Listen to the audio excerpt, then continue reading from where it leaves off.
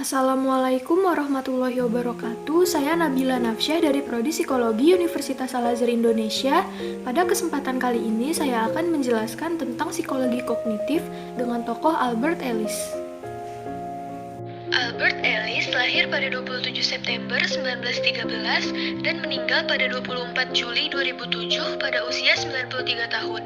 Ia merupakan seorang psikolog Amerika yang menulis buku berjudul How to Live with a Neurotic. Ia juga pendiri Institute for Rational Living. Ellis telah menerbitkan 54 buku dan lebih dari 600 artikel tentang REBT, seks, dan perkawinan. Terakhir, ia menjabat sebagai presiden dari The Institute for Rational Emotive Therapy di New York. Teori Ellis mengenai REBT berlandaskan pada 5 hal yang dikenal dengan singkatan ABCDE. A yaitu Activating Experiences. A mencakup pengalaman-pengalaman seperti kesulitan keluarga, kendala pekerjaan, trauma masa kecil, dan hal-hal lain yang menyebabkan ketidakbahagiaan. B yaitu Beliefs. B mencakup keyakinan-keyakinan terutama yang bersifat irasional dan merusak diri sendiri yang juga merupakan sumber ketidakbahagiaan. C yaitu Consequence. C yakni konsekuensi-konsekuensi berupa gejala neurotik dan emosi negatif seperti panik, dendam, dan amarah karena depresi yang bersumber dari keyakinan yang keliru. D ada Dispute. D merupakan keyakinan irasional yang harus dilawan oleh seorang terapis agar kliennya dapat menikmati dampak psikologis positif dari keyakinan yang rasional.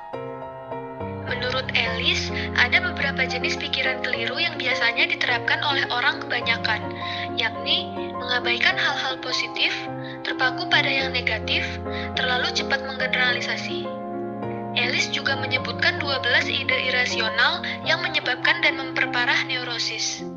Yang pertama, ide bahwa setiap orang dewasa pasti merasa ingin dicintai orang lain atas segala yang ia lakukan.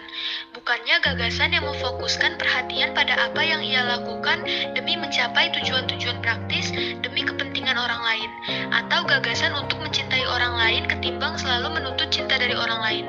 Yang kedua, ide bahwa ada tindakan-tindakan tertentu yang buruk dan merusak serta pelakunya harus dikecam karena tidak tahu malu. Bukannya gagasan bahwa tindakan tertentu ada yang merugikan diri sendiri atau antisosial dan pelakunya pastilah tidak punya pertimbangan yang sehat, masa bodoh atau neurotik, dan mereka ini seharusnya dibantu mengubah diri. Yang ketiga, ide bahwa dunia akan kiamat jika segala sesuatunya tidak berjalan sesuai dengan rencana. Bukannya gagasan bahwa walaupun sesuatu berjalan tidak sesuai keinginan, namun akan lebih baik jika kita berusaha mengubah atau mengatur kondisi buruk tersebut sedemikian rupa sehingga setelah itu besar kemungkinan akan berhasil mengatasi segala kesulitan. Yang keempat, ide bahwa hal-hal yang membuat manusia menderita pasti datang dari luar dan ditimpakan pada diri kita oleh orang lain.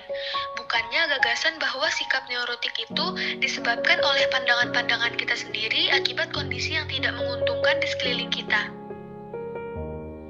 Yang kelima, ide jika satu hal sangat menakutkan atau berbahaya, maka kita seharusnya sangat terobsesi dengan hal itu. Bukannya gagasan bahwa kita seharusnya dengan tabah menghadapi keadaan itu dan memandangnya sebagai bukan akhir dari segala-galanya. Yang keenam, ide bahwa lebih mudah menghindar dari kesulitan hidup dan tanggung jawab ketimbang berusaha menghadapi dan menaklukkannya. Bukannya berpegang pada gagasan bahwa jalan yang mudah pada akhirnya akan menyusahkan diri sendiri. Yang ketujuh, ide bahwa kita membutuhkan sesuatu yang lebih kuat atau lebih besar dari diri kita sendiri yang dapat dijadikan pegangan. Bukannya gagasan bahwa lebih baik berpikir dan bertindak sesuai kehendak sendiri dengan apapun resikonya. Yang kedelapan, ide bahwa kita harus selalu punya kemampuan dan kecerdasan serta selalu berhasil mengelolanya dengan baik, bukannya gagasan bahwa lebih baik bertindak sesuai dengan kemampuan, ketimbang hanya punya keinginan melakukan hal terbaik dan tidak mau menerima kenyataan bahwa diri kita adalah makhluk yang tidak sempurna dan pasti melakukan kesalahan. Yang kesembilan, ide bahwa ketika suatu peristiwa besar terjadi, peristiwa tersebut pasti berbekas dan mempengaruhi kehidupan kita selamanya. Bukannya gagasan bahwa apa yang terjadi pada masa lalu mesti dijadikan pelajaran buat hari ini dan masa yang akan datang, serta tidak terlalu terpaku dengan peristiwa masa lalu. Yang ke-10, Ide bahwa kita harus mampu mengatur sesuatu dengan baik, sehingga pengganti dari gagasan bahwa dunia ini penuh dengan kemungkinan-kemungkinan tak terduga, dan kita tetap bisa menjalani kehidupan dengan segala kemungkinan ini. Yang ke-11, ide bahwa kebahagiaan bisa dicapai dengan bakat alami yang ada dalam diri seseorang sejak lahir, dan kebahagiaan itu ditunjukkan untuk diri sendiri. Bukannya gagasan bahwa keinginan kita untuk bahagia ditentukan oleh kemauan kita mencapai tujuan secara kreatif atau selalu berusaha memproyeksikan usaha mencapai kebahagiaan itu keluar.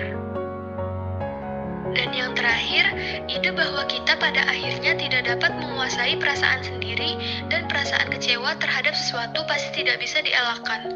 Bukannya gagasan bahwa kita sebenarnya mampu mengontrol perasaan-perasaan buruk jika kita mau mengubah pengandaian-pengandaian yang menyebabkan lahirnya perasaan-perasaan buruk itu. Sekian dari saya. Assalamualaikum warahmatullahi wabarakatuh.